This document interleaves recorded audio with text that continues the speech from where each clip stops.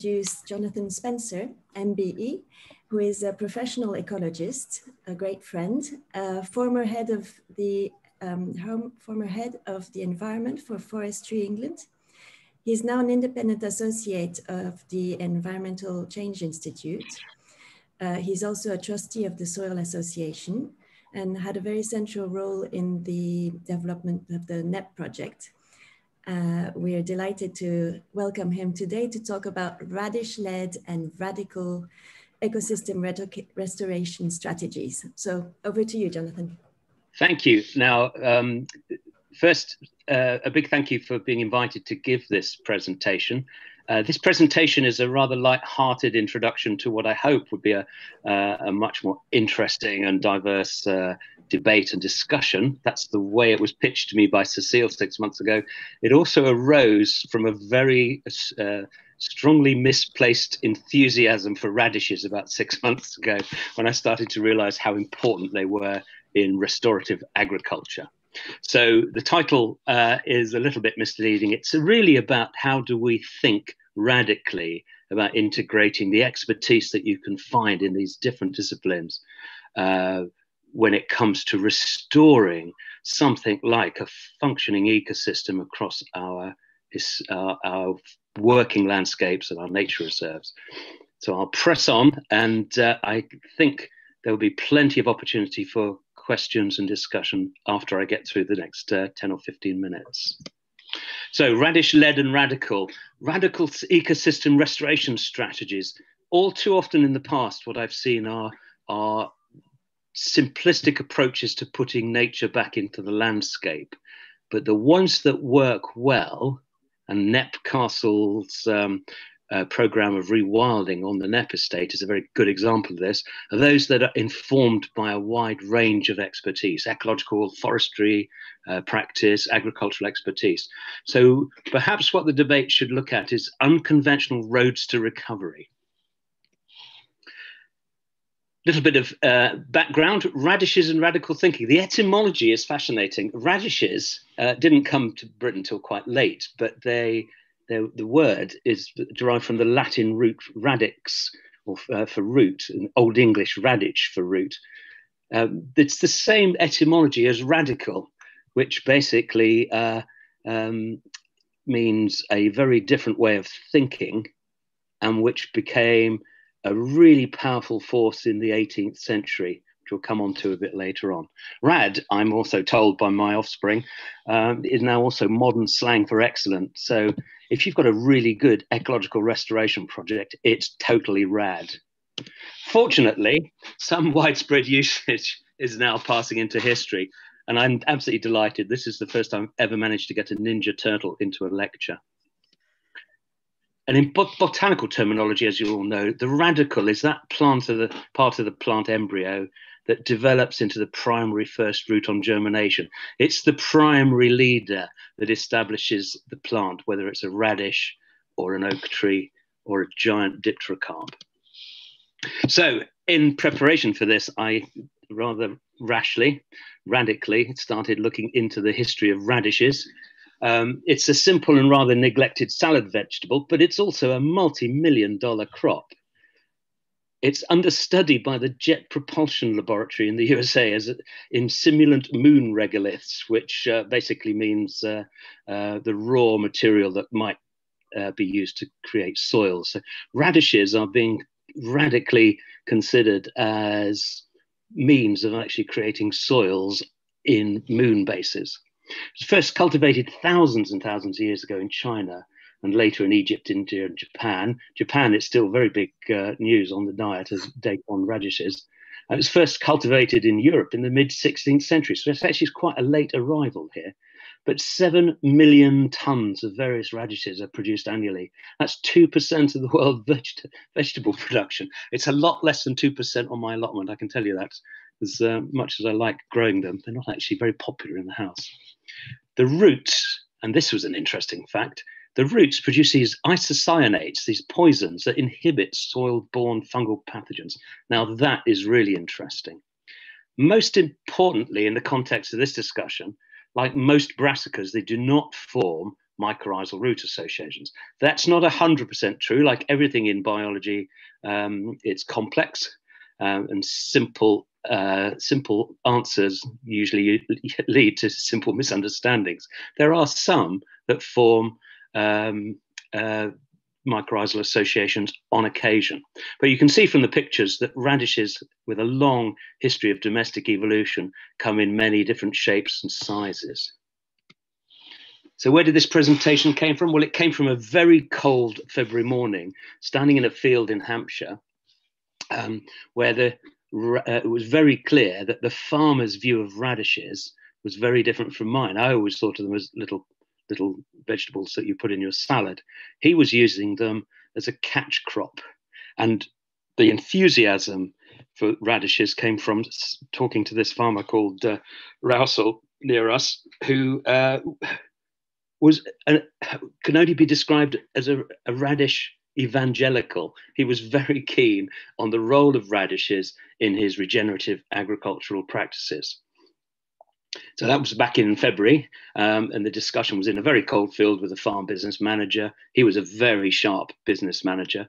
And to farmers, and farmers like him, radishes really act as an effective catch crop. Now, a catch crop is one that's grown either undersown under the main crop or afterwards, and it hoovers up the fertilizer that hasn't been used by the main crop. It's then ploughed back in, and as it decomposes and it becomes available to later crops, and it stops the nitrogen flowing down into the water column, which is very, very important on the chalk down here in Hampshire. So to farmers, the radishes act as an effective catch crop or cover crop. They protect the soil, they enhance the soil, and they hoover up the money which you would otherwise lose through the loss of expensive nitrogen fertilizers that have not been utilized by the main crop that you've sown. To a mycologist, they're of limited interest as they don't form these mycorrhizal associations. To the forester, they appear to be of no interest whatsoever. I've not come across any other forester at all, including my wife, who can see a role for radishes in forestry. We may come back to that because I think there perhaps is a role in soil restoration prior to afforestation. But to the restoration ecologist, the key potential tool is in reducing this nitrogen loading in soils as preparation for whatever it is you're planning in the future.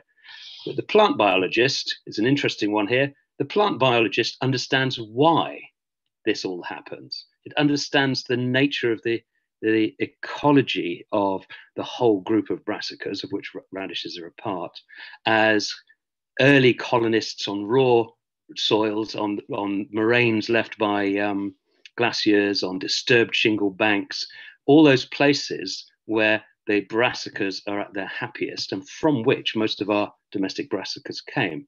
But many plant biologists are unaware of the linking role that they have to explain to the farmer who knew why he was growing radishes, but not what the radishes were doing, and to the other experts in the field as to quite what the role of this particular group of plants might be in soil restoration, soil management, agriculture, or for that matter, grassland and forest creation.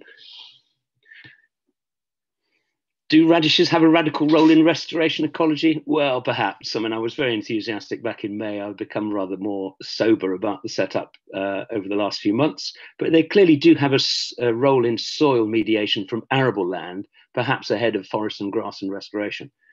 The recovery and removal of nitrogen and other plant fertilizer components is critical if you're into the water quality that flows through our locally flows through our river SSIs, where water quality is a critical factor in their condition. So the water companies and the ecologists, the aquatic ecologists, will have a key interest in the land use, and radishes and their associates, the other brassicas, have a role to play in catchment management and farming management, whether or not the land is destined to be restored for nature conservation. So the initiation of soil recovery through early support of grazing and herbivore manuring may also be very important. If you want to put the animals back into a system, actually radishes are a very good way of reintroducing that sort of forage crop as part of the mix. In fact, one of the very early agronomists in the 18th century, a guy called Townsend, was known as Turnip Townsend for using turnips as a means of supporting grazing sheep and on light land in order to get the manuring to take place, in order to increase the productivity of the other parts of his four-course rotation. So in terms of forestry, I think there's a very key role to play in understanding these plants because of the reduction in fertility ahead of tree planting. So that's one radical way of thinking about things, but there are lots of other radical thinkers when it comes to ecology, forest management. And I've listed some. This is by far, this is a long way from being an exhaustive list, but these are a few that have impressed me over the years. One is Dan Jansen back in the 90s in Costa Rica, restoring the Guanacaste forest in Costa Rica by using horses and cattle to graze within the remnant forest and to graze the dry grassland, which had arisen from abandoned attempts at farming in the Guanacaste region, a sort of dry tropical forest region, because he realized that so many of the rarer tree species in the Guanacaste forest had large seeds which were transported by now extinct herbivores, things like gomphotheres and ground sloths and large tapirs and things. So he used horses and cattle, with a wonderful photograph of horses walking around in this forest as part of his early studies, with large Hessian sacks tied to their backsides to catch all the dung, so that postgraduate students could rummage around in the dung and work out which seeds were being transported by whom and how far. So that was really quite radical, I think, for Dan Jansen, guy I'd never met, but did get to visit Guanacaste Forest when he was doing this. Very radical thinking, I think, to say, well, we've lost these browsing and grazing animals with their very important function in moving tree seeds around. So what can we use instead? I don't think at the time many conservationists would have thought of actually grazing tropical forests as a means of recovering them. Another good example, much more recently, was the Dothystroma-stricken Corsican pine. Dothystroma is a needle blight that basically checks the growth of Corsican pine and stops it growing. It's like a bank account that's totally frozen, no interest rate. The trees just get taller and taller. They don't get fatter and fatter, and they are moribund. They don't die much, but they don't grow either. So we had this tremendous problem over thousands of acres of Corsican pine in Thetford Forest. And ultimately, the foresters came up with a very sound approach, which was to heavily thin the Corsican pine to retain the forest conditions, the forest soils and the shade and the rather more humid conditions, and certainly the prevention of frosts killing off young baby trees. And as a result, they were able to plant much more frost-sensitive trees within this matrix of heavily thinned Corsican pine. And in some places, along with the planted tree species which were thriving, there were naturally regenerated associates like birch and oak and holly and rowan and a number of other tree species, with up to 12 tree species of planted and naturally regenerated origin in each acre, simply by breaking away from this thinking where what you want is what you plant. It's like the old adage of, well, I wouldn't start from here, and the other adage, which is, yes, to get from A to Z, you've really got to go through a number of other points in the alphabet. This was sort of brought home in another example, which I was shown. I went with Alison, my wife, to Sri Lanka, where she was a VSO volunteer forester way back in the 80s. And we saw some of the Caribbean pine, which she'd been planting to protect the watershed of a big reservoir, on beaten up, abandoned tea plantations and sort of tall tropical grassland in land that once had dipterocarp forest. Now, the Caribbean pine is an interesting one because it comes from places like Dominica and Cuba. It's prone to these massive storms, and it's basically an early pioneer of hot tropical conditions. It can cope with the grasses and the drought, but it creates forest conditions.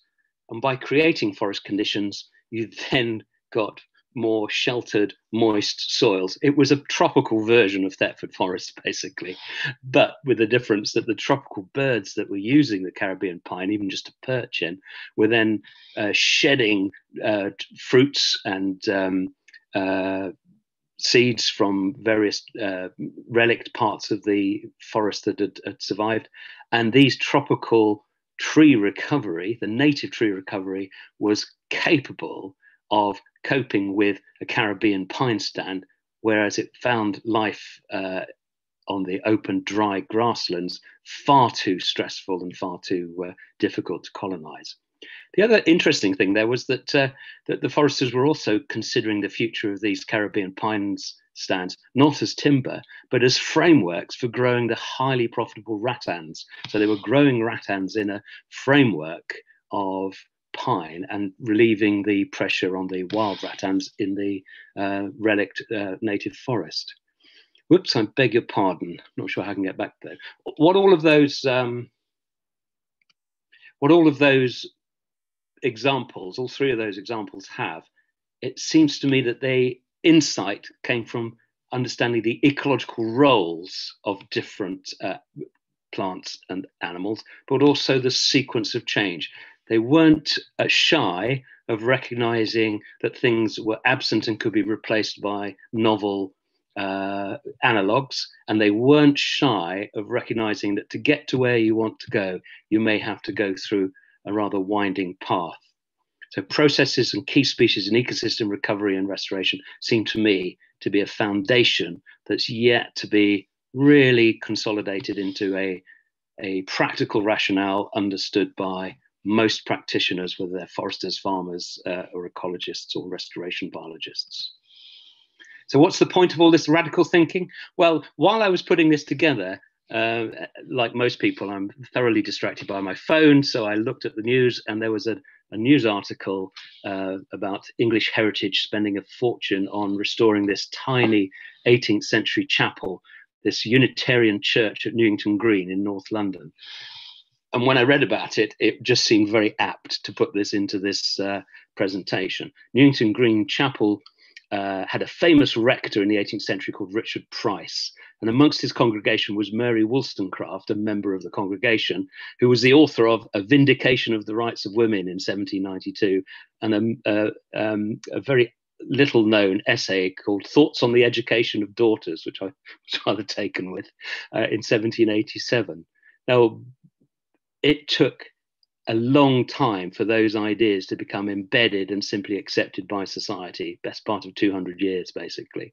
Newington Green Chapel, along with a number of other key locations in London, were hotbeds of dissent for more than 300 years. Radical thinking in the 18th century was regarded as unacceptably dangerous. It was not regarded as necessarily something to be encouraged.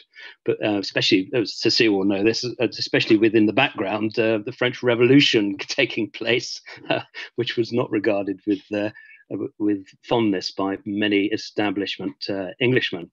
But many, if not most, of the ideas that they were promoting, the reform of voting systems, education for daughters, education for everybody, a whole raft of what we regard as radically dangerous ideas are now deeply embedded in the society we live in now. So perhaps the message to the present day environmental movement is radical approaches, doing things which may not achieve anything in your lifetime, can change the world. And I think that's the point at which we throw open the debate, Cecile, to discussion. Thank you. Thank you. Thanks, Jonathan. I will open the floor to questions, as usual. Jonathan, I'll just kick off. Thank you for that. It was really, really interesting and Not only because you covered radishes, but you also covered Dan Jansen and everything else. Well, covered in the same talk, which is quite impressive. But you said, just picking up on your point, you said you seem to be less enthusiastic about radishes now than you were a few months ago. And what are your points of caution or hesitation? They're not really points of caution or hesitation. It's just that being a bit of, as is probably obvious from the presentation, being a bit of a butterfly, I'm now more interested in something else. But no, we are still very involved with the farming community. We've sort of moved away from forestry a little bit to working with landowners to restore farmland. So we have become very engaged with agriculture. I'm not less keen on radishes so much as more keen at the moment on other things. They're a very underrated group. Hi, Jonathan, it's Alison here.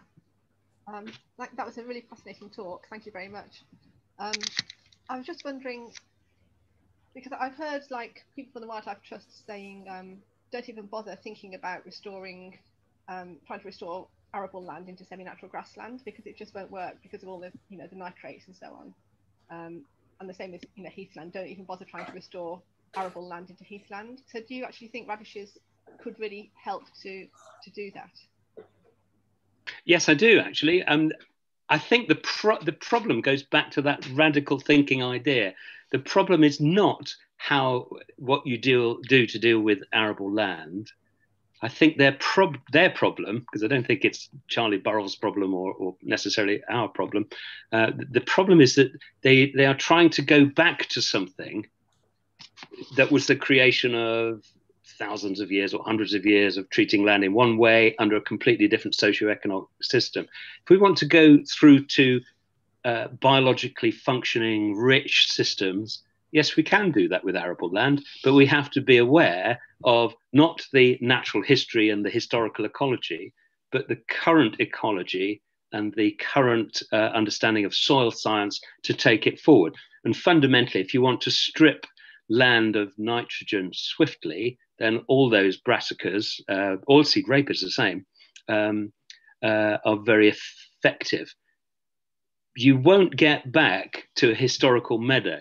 So if you take the Oxfordshire landscape, there's no way in which you'll go back to a meadow from land which you've treated differently. But you can go to something that's species rich, functions ecologically. It's the distinction I think the Americans made many years ago in a paper I've yet to track down, the distinction between past natural, present natural, and future natural, which is a really useful way of thinking of things. I don't think Dan Jansen thinks that the forest composition in Costa Rica at Guanacaste will be the same when it's distributed by horses compared to Gomphothys. I mean, the Gomphothys would have pushed the whole tree over to get the fruit, I guess, whereas the horses just pick up the fruit on the ground. Very different processes. So your point is absolutely well made, but my response would be to say, well, it's a bit daft to even imagine you can go back to the past. What we're trying to do is go forward to a much richer, functional future with lots of carbon in the soil and lots of species in the sward. And I think you can do that, provided you are sharp enough to make this distinction between historical ecology and genuine ecology, what's actually happening and what can happen now. Future natural, if you like. Thanks. About focusing on the key ecosystem processes. Yes, definitely. Do we have other questions? Matt? Yeah, I was just want to ask a little bit more about radishes to reduce fertility. So sort of when I've come across people want to reduce fertility in sort of, I guess, on a landscape, often people talk about, say, growing grassland and then cutting the grass and taking it off over a number of years to try and actually get rid of the nutrients. And I was wondering what the process, how you did that with a radish. Are there ways of harvesting it, or in what ways can it be used to reduce the fertility in the soil and on the land? Well, the way the farmers use it is quite different, of course, because what they want to do is sustain the fertility. So they're using the radishes to hoover up the mineralized nitrogen turn it into organic nitrogen, which then rots down and becomes available slowly over the next year to the next crop. The reason why I raised the business about plant biologists having a contribution here, which they're probably unaware of, is that the reason why brassicas are really good at hoovering up mineralized nitrogen, nitrates and what have you, is because they don't have mycorrhiza. So they have, they have a different strategy, which is to go straight to the mineralized nitrogen rather than depending on fungi to find decomposing material and extract it from the subsoil and what have you. So the radishes are really efficient at that. So you're quite right. If you are prepared to wait longer, you can harvest the material and export it. The other thing which the radishes do, of course, is also hoover up some of the phosphorus. So if you just, this is my understanding. I mean, I'm on dangerous ground here because I know Yadvinder's listening. He probably knows far more about this than I do. But my understanding is that nitrogen disappears from soils really quite quickly, especially if they're wet, because of the abundance of denitrifying bacteria. So if you flood a meadow if you flood an arable field that's growing grass in the Thames Valley, the nitrate levels in the water visibly drops over a few weeks. So it's a good way of cleaning the nitrates out of water. But phosphorus tends to be bound up in the system pretty much permanently. So if you have a nutritious fodder crop like turnips or like radishes, then you could raise sheep on it and export the carcass, and every bone and every body that goes out of there will be exporting phosphorus and bringing the phosphorus levels down to the point where you have a less fertile system, which means that the more interesting, tolerant plants that are less competitive can thrive. The big problem with soil fertility in the broadest sense is the aggressive plants thrive and the less aggressive, more interesting ones tend to decline. So one of the roles perhaps in terms of bringing expertise in is, well, okay, we've got this 100 acres of grass and we want to turn it into something like Port Meadow, or at least rich in flowers. How do we do that? Well, you also need agricultural expertise to tell you just how many sheep is a viable business proposition and how long it takes before it's not worth putting that many sheep on the ground because the nutrition goes down. We had a very interesting conversation with another farmer because we were very keen to get the animals back into the landscape here in North Hampshire. And he was a sheep farmer. And he told us that he'd had sheep grazing, conservation grazing on the chalk grassland, and they simply did not fatten much. Whereas the sheep on his land, which he was proudly showing us, which was all resown lays, he said, this grass is full of sugar. They get really fat really quickly. So that sort of agronomist input will also tell you whether you've got to subsidize that grazing in order to get through the restoration phase, or whether you may actually get somebody to do it for nothing or even make a little bit of a profit. So your question, I think, was fundamentally about removal. Yeah, you could do it that way. It'd be a different model. But if you wanted to speed it up, put your turnips in first. I also read this morning that famous naturalist and wildfowler died shooting on a turnip field. He fell over and damaged his insides badly by falling on a big turnip, and that was the end of him. So it's not all good news with turnips. Dangerous turnips. So yeah, the fundamental lesson there is, again, I think, is understanding the processes and the biology of the processes, but also getting somebody else to explain the economics of it, if you like, or the agroeconomics of it. That's really important. You cannot, basically, it's like most things, you cannot do these things alone. Really helpful, thank you. On the question of sheep, I was wondering, what does sustainable sheep rearing look like? I thought you might ask that. I need to talk to you about sheep because I was with somebody this week in Devon whose son, his 14-year-old son, is outraged because he sold all of his sheep. He had 1,000 sheep he told me that they lost 30 or 40 quid per sheep a year. So he sold them. So they now got a handful of sheep. Sustainable sheep management. In the past, the sheep, as part of an agricultural system, the sheep were not just about the mutton and the lamb and the fleece. They subsidized what I think was the primary role of these sheep, which was to sustain soil fertility on the arable land.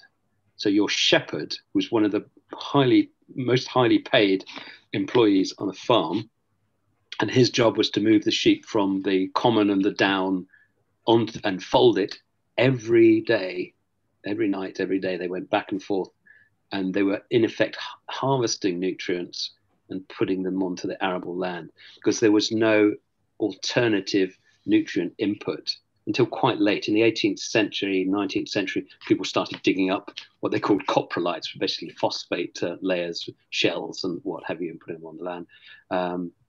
But they had no real way of managing nitrogen except to keep putting it back on. So the sheep had a fundamental role, a bit like the radishes, actually. We saw nobody eats these radishes. They're all about soil management. It's crop radishes and not cropped in the way we think. At the moment, we subsidize our sheep management to the point where we keep the shepherds employed on the hills, particularly, most of them unsustainable. But it's, talking about a very long history, and I've got some names for you to contact, Cecile, over sheep management. But in this context, when we're talking about radical ways of thinking about restoration ecology, I would see the sheep as a tool, and you'd have to pay somebody to put the time into managing the sheep. I'm not a great fan of sheep. Well, actually, no, that's not quite true. I'm very keen on sheep. In the same way as got keen on radishes, I went through a phase of being keen on finding out about sheep husbandry and sheep ecology. In terms of rewilding type ecology, they don't really have a role. They arrived quite late in prehistory, in the Neolithic. They're not part of the original components of Western temperate forest ecosystems, whereas pigs, cattle and ponies all have analogues in the form of wild boar, wild aurochs, wild tarpans and what have you. Whereas sheep are a Mediterranean come Eastern European thing, sheep and goats. So they don't really have quite the same role. But it comes back down to, well, what's the role of radishes and turnips in your restoration scheme? Well, they're a tool to get to where you want to be, which perhaps is a rewilded ecosystem. And they eat turnip tops. Thanks. I will ask other people if they have questions. I'm just going to say, done anywhere? Sorry, could you just speak up a little? Has this actually been done anywhere? So has anyone actually used radishes or turnips to rewild some grassland or something? Well, when I was writing this, I didn't think so, but then it occurred to me that we did, Forestry Commission did way back, 19, when did I go? Can't remember when I went. I think it was about 2005 or so. I was involved with this project down in Kent to create a forest on the edge of London from what was basically a huge wheat field and oilseed rape field with one tiny chalk pit in the middle of it. It was must have been about 100 hectares. It was huge. And it was, the Forestry Commission bought it with help from the development agency that was extending London into the Thames estuary. We wanted to reduce the fertility of the soil in order to get grasslands and trees and orchards, for that matter, established there. We spoke to the farmer, who's one of the local farm contractors, and he said, well, yeah, I can carry on cropping, because we asked him to stop putting fertilizer on. He said, but I can't really stop putting nitrogen fertilizer on. So we agreed that he would grow oilseed rape with nitrogen only, because, as I say, the nitrogen does break down and disappear really quite quickly from a system, whereas the phosphate doesn't. So in effect, we had him working for a couple of years while we did got other parts of the plan in place to crop oilseed rape to extract phosphorus, but he could only make it work for him if he added the nitrogen to get a crop that was worth harvesting. So in effect, that was a proto-example of this. I can't think of an example where we've done it recently or done anything like this recently where people have thought through the ecological process. What's tended to happen, I think, is a NEP type system where you just stop and see what happens next. So yeah, there's one example, but there may be others.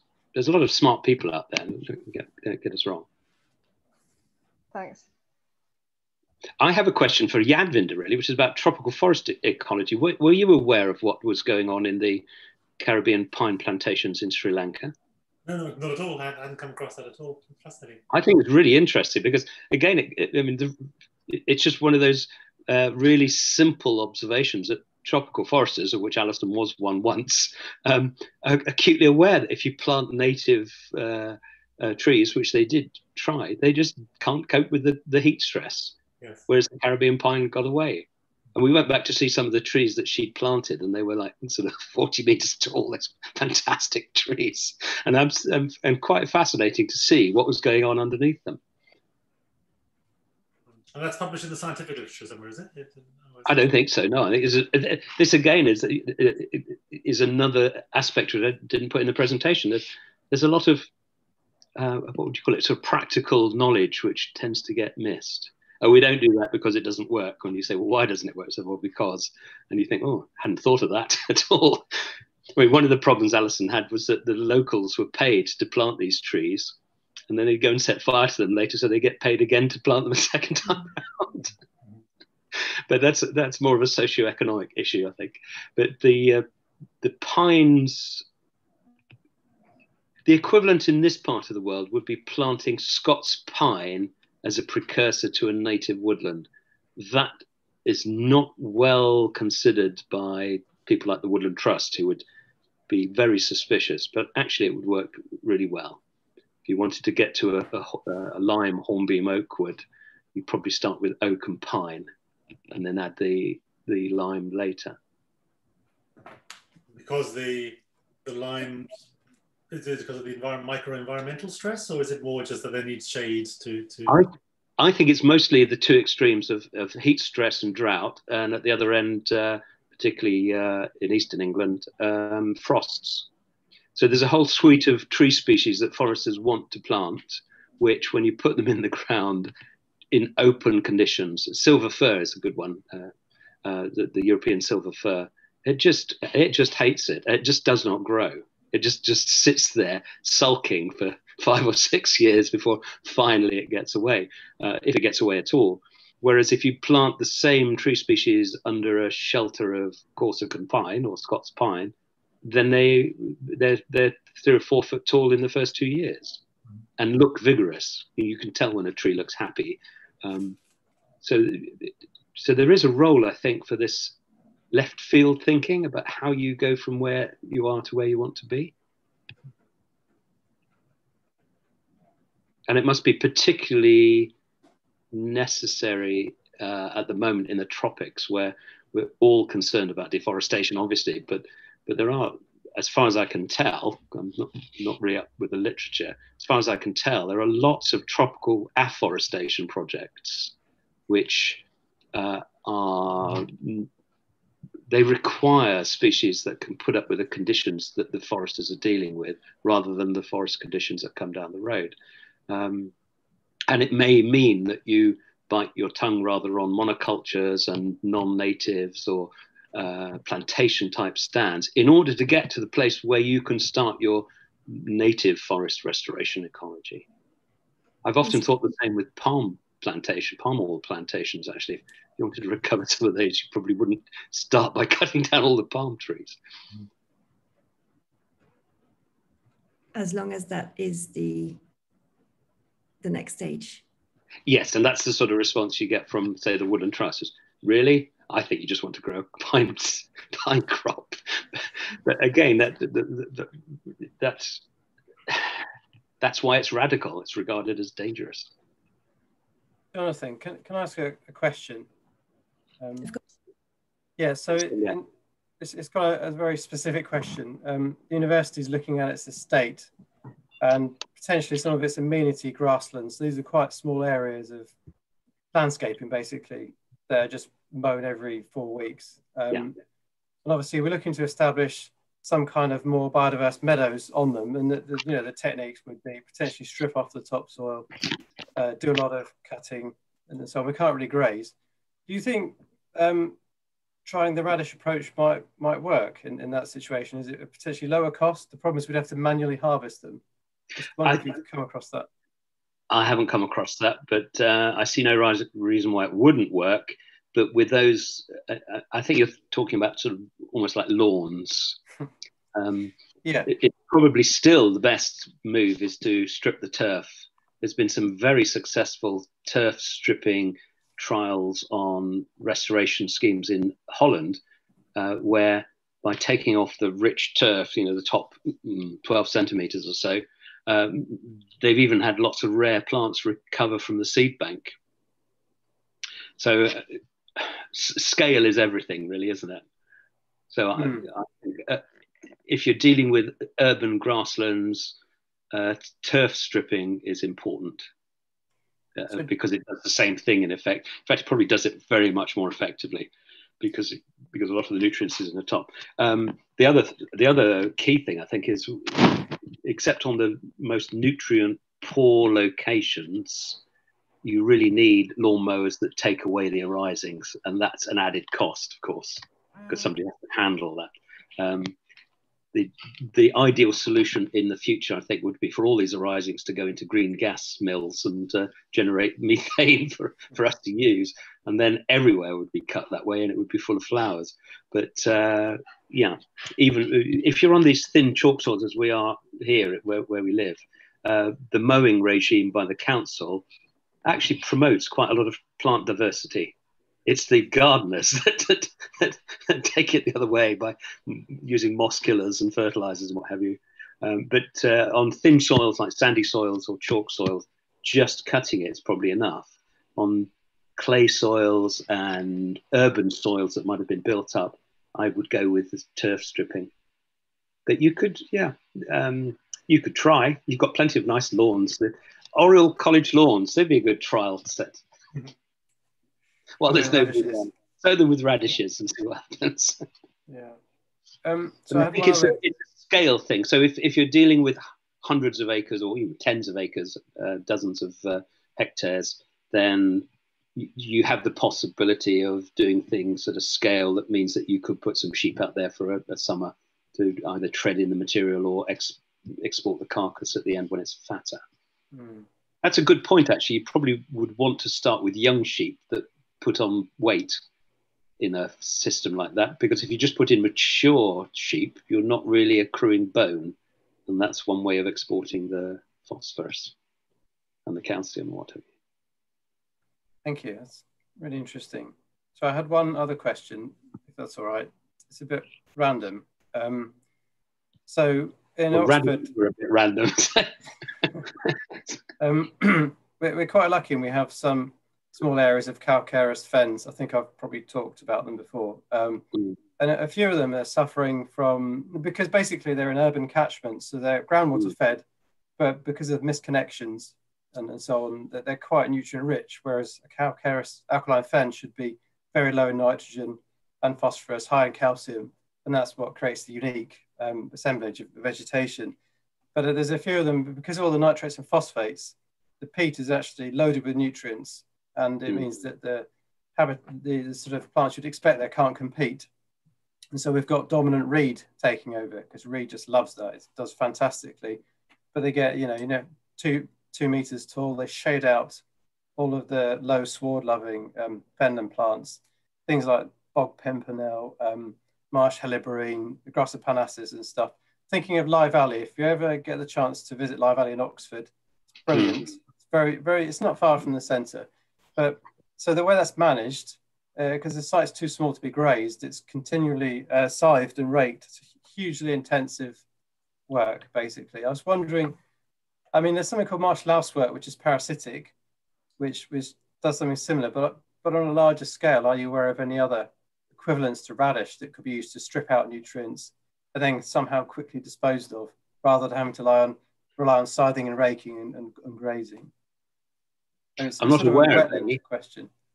I'm not aware of any. I beg your pardon, I've got a cramp. I'm not aware of any, but we could have a look. I don't think I've ever thought about that. Presumably one of the problems you have is you don't really know where the water pollutants are coming from. You know generally, but how they're getting into the fen makes a difference, whether they're running down the streams, because you could put a reed bed further up to catch it all, as opposed to groundwater, which is virtually impossible to manage except at source. The only thing I can comment on there is it makes a difference at what time of year you do the cutting. And it may well be that you have to cut at what, from the traditional nature conservation point of view, is not seen as the right time of year. Cutting it when it's green, basically, when all the nutrients are in the plant. If you cut reed in the winter, that's pointless.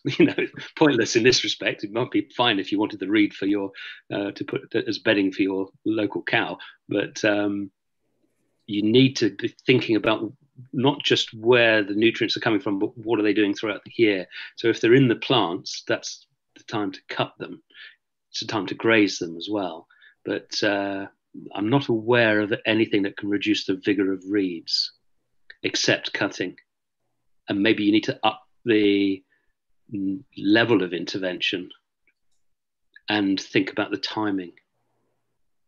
But if you can find ways of intercepting the water before it gets there, then another reed bed is a good thing, really, isn't it? Because at least it's more interesting than many other sorts of habitat. I can't think of anything off the top of my head. Thank you. Welcome the chance to go and have a look at anything to get out of the house at the moment. So I think perhaps I was talking to Cecile before we started about the difficulty of sustaining meetings, but outdoor meetings might just be possible for some of us. I mentioned to Cecile, I put her in touch with Judy Webb, who is the local ecologist who's basically restoring most of Oxford's wetlands. She's quite amazing. It would be a really interesting case study. But thank you. I've talked enough. Time for other questions. Just following up on that, Adam, do you think she'd be interested in giving one of these morning talks about her wetland restoration in Oxford? That'd be quite interesting to hear. I think she would. I think she's got, the problem is she doesn't have a working microphone. Okay. She doesn't have a laptop. Oh, really? Okay. She would be up for, I think, for doing an on-site visit. Definitely. They're doing all sorts of interesting stuff. They've got log dams to hold back the water. It's a fascinating site because it's got polluted groundwater, but also it's all of the surface water runoff from a big chunk of the ring road goes right down the Lye Valley, and it's stripping out all the peat. So they have to separate, as Jonathan suggested, two different water sources whilst keeping the fen wet and trying to stop the peat getting stripped away. But it'd be a great visit. It's just a thought, but one of the interesting facets of organic farming is the use of wood chip. So if you put wood chip on the surface, the nutrients and the carbon slowly gets taken into the soil. If you plough it in, it totally cocks up the carbon to nitrogen ratio.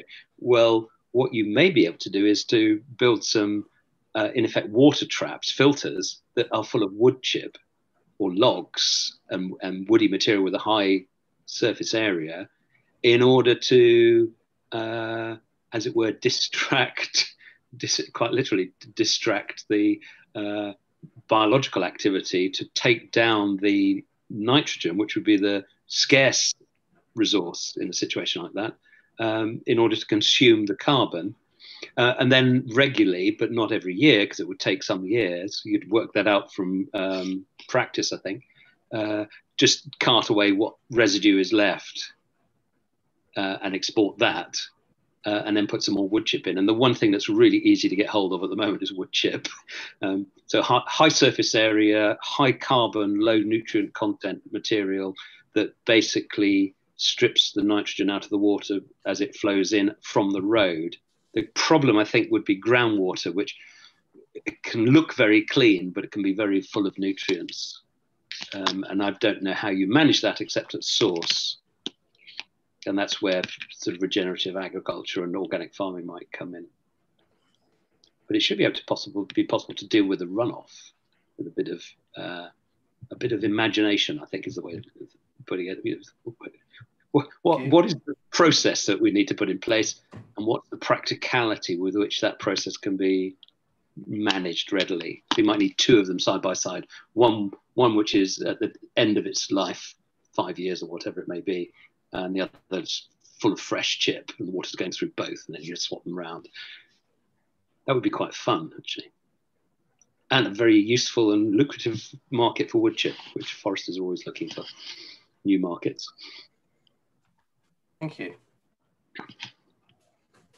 I had a more general question. Sorry, Cecile. I just was wondering, in terms of the ecosystem restoration projects that you're involved in, is there a specific discussion at the moment about climate change in those efforts? So consciously deciding on, say, more tolerant, drought-tolerant species in selection for restoration, or is it still not necessarily the primary goal?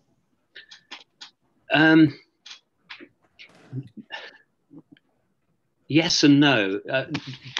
Climate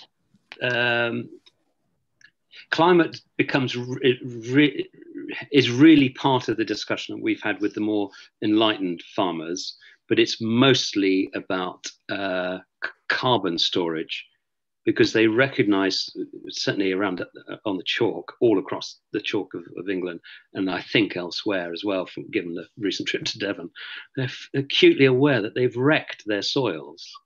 Most of them will say, we can't carry on doing this, so what do we do? And carbon management, they see as not only a potential source of income, which is a bit unfortunate, but they also see it as a means of managing soil fertility. In terms of climate, what's mitigation actions that will help them down the road when the climate gets too long? I think you have to recognise that most farmers rely on annual production, so they will change when they need to change, and they haven't seen the need to change yet. But they're acutely aware around here of just how the wet winter, the wet autumn, and the drought in the summer has totally wrecked a lot of their productivity from cereals. But that's not quite the answering your question. I don't think many of them are thinking, well, if we don't grow wheat or barley, what should we grow instead? I don't think that's part of their thinking yet, but it is part of the thinking of the agricultural community. But the farmers we deal with are sort of, they will change when they change. The forestry community is definitely going down that road, because whatever they plant now is going to be mature in 40 or 50 years' time. So they're acutely aware of the 40 or 50 years worth of change coming down the road. Whereas the farmers are, well, one of the benefits of being in farming, I think, is that it is more responsive. If they cock it up one year, they can change to the next year. But they're probably, well, they're certainly aware of it, and then none of them are comfortable at the moment. All of them recognize the need for change. Few of them can change because of the lack of clarity surrounding Brexit, markets, subsidies, along with the uncertainties of climate change. Because it is uncertain, is it? Sometimes we get a good year, sometimes we get a bad year. What's good for one farming business model is not good for another. So it's, yeah, they're very nervous about the whole thing. But I wouldn't say they're changing as a result.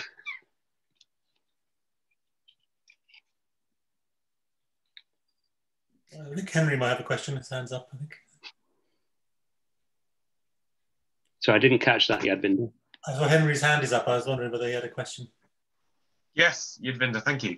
Thank you, Jonathan, for your talk.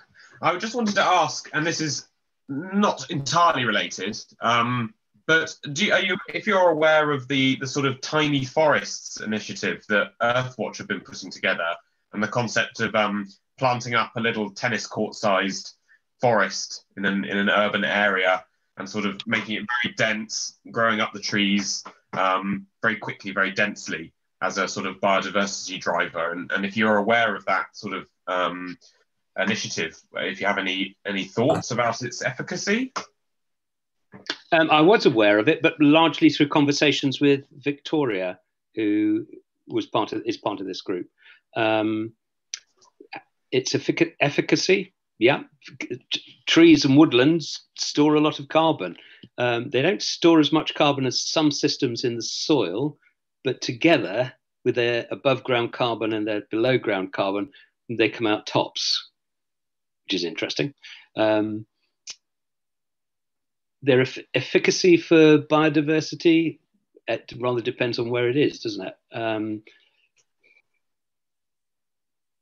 So what are you asking exactly, Henry? Do I prove? It sounds like a good idea. Well, I mean, yeah, a little bit of that, because I sort of, another thing that sort of sprung to my mind a little bit during this presentation, this isn't meant to be a slice on you, is I think it was the late Georgina Mace who said that conservation is just full of a load of fads and fashions that sort of come and go, and people get very excited about things, and then we move on. Very good point. Yes. And I wondered whether tiny forests are one of those things, radishes are one of those things, sheep are one of those things, well, okay, so let's answer that piece by piece. I was very, very sad to see that Georgina Mace had passed away. That was very unfortunate. Second part, yes, it is. We're all full of fads. There's a wonderful essay which I'd highly recommend by Oliver Rackham, dates back to the late 90s, and I can send Cecile the link if you like. It was a Royal Society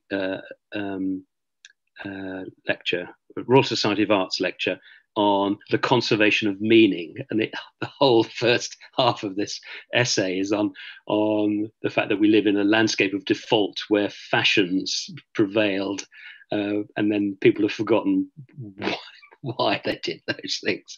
But with trees and woods, they carry on in the landscape for centuries, long after the fashion has come and gone. He has a wonderful line where he says something like, fashions in clothing, if I buy a fashionable dress, I don't know why he chose dresses, I'm not like Oliver at all.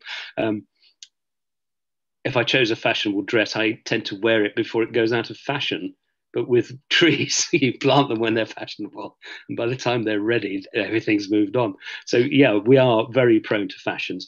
I would defend the use of radishes. I was simply enthusing Cecile about my radish crop and the fact that I'd learned so much from these farmers. And then I got obliged to do this lecture based on radishes. Now, that was a challenge. And the third thought that responded is, yes, Georgina's right that we go through lots of fashions. Not that long ago, ancient woodlands were all the fashion. Now it's rewilding. But underlying that is something much more profound, which is why I put in that quote for those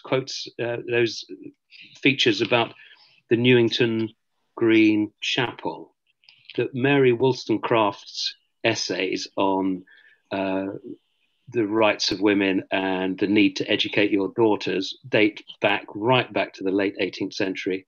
Nobody, I think, would argue that they're going to go out of fashion. They might. We might suffer from some terrible right-wing backlash, but that's not them going out of fashion. That's them being abused, in effect, and pushed back to where they were in the 18th century. So some of these things to do with ecological principles, the role of radishes is just a quirky example. So I'll throw up my hands at that. So we could do cabbages next week, if you like, by which time they'll be in fashion. But some of these underlying principles about the importance of living with nature as opposed to fighting it or ignoring it, the importance of understanding why these actions work, why historical ecology still has a role in understanding where we've come from, but informs where we go next, but doesn't dictate to it. All of those things, the sorts of things that Yadvinder's busy doing in the tropics and elsewhere, I think all of those things are permanent. That's not fashion.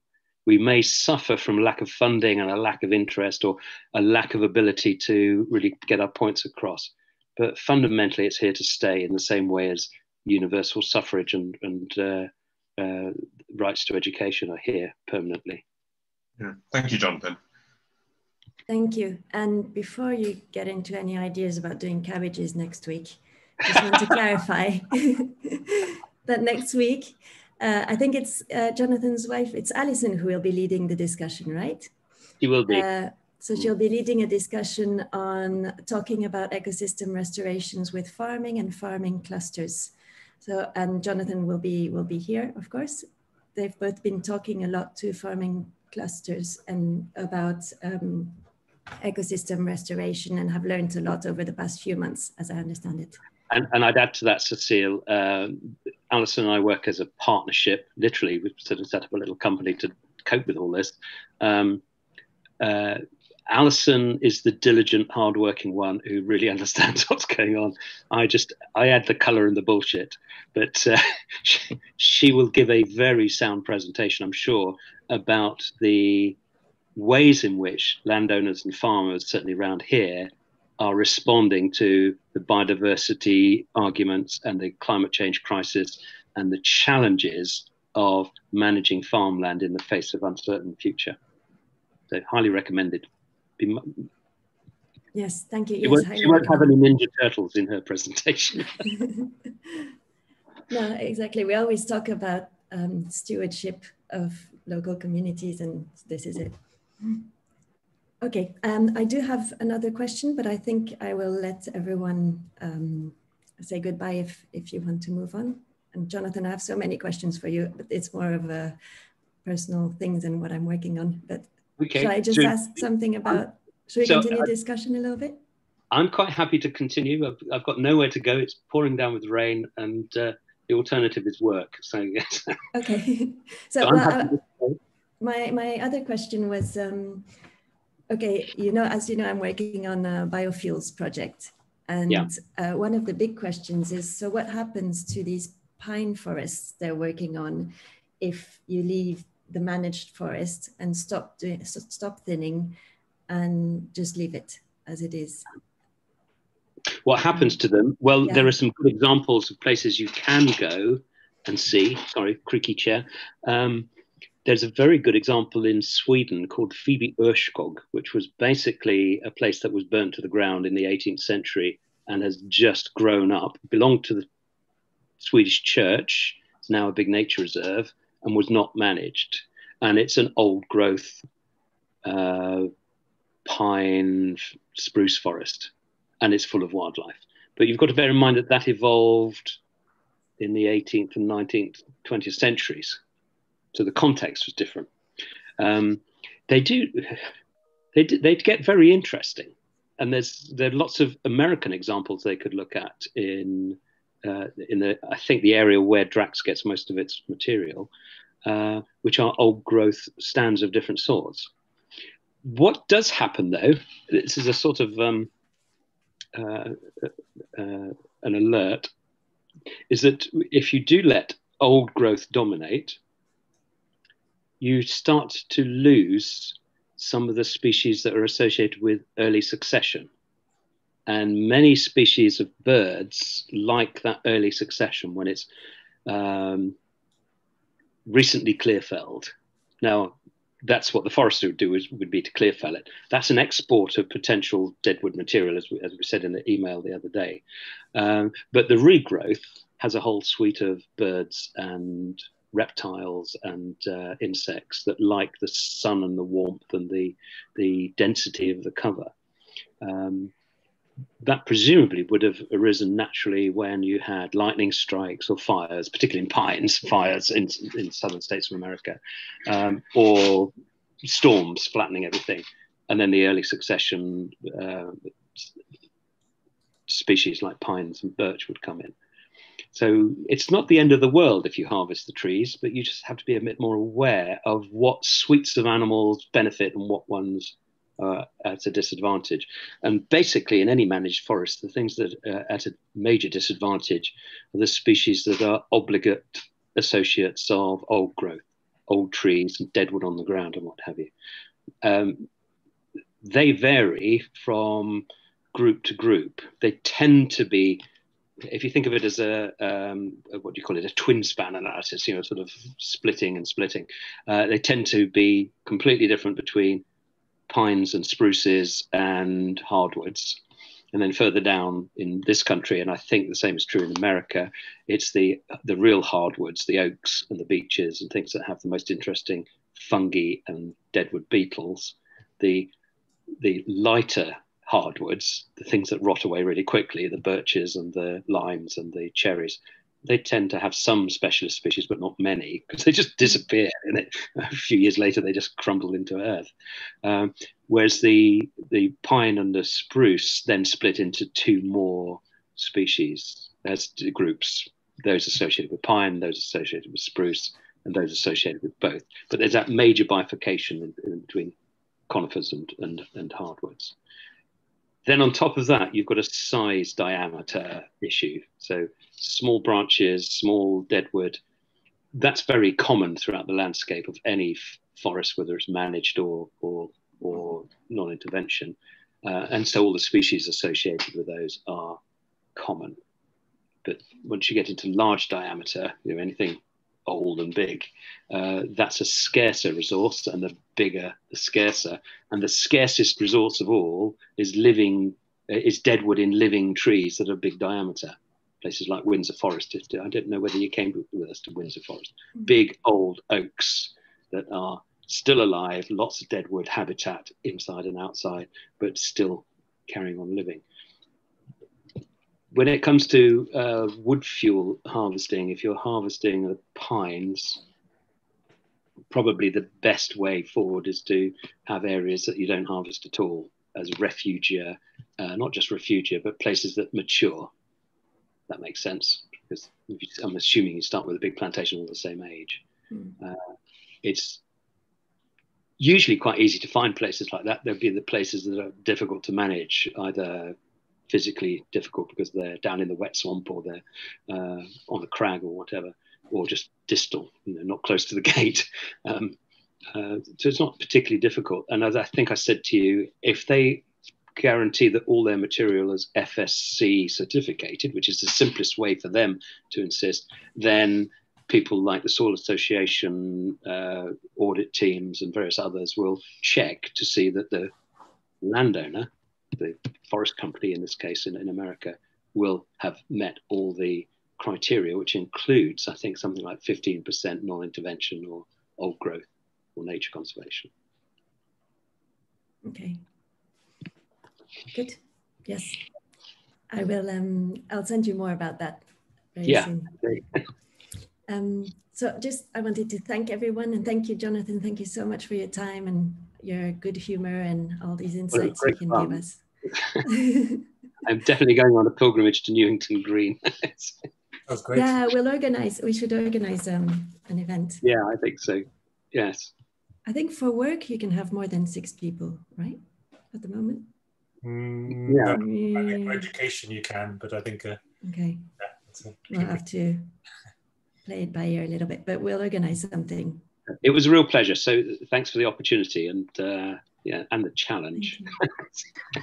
And we'll see you next week. Yeah, I'll certainly be listening in next week. But I would say it would be Alison's shout.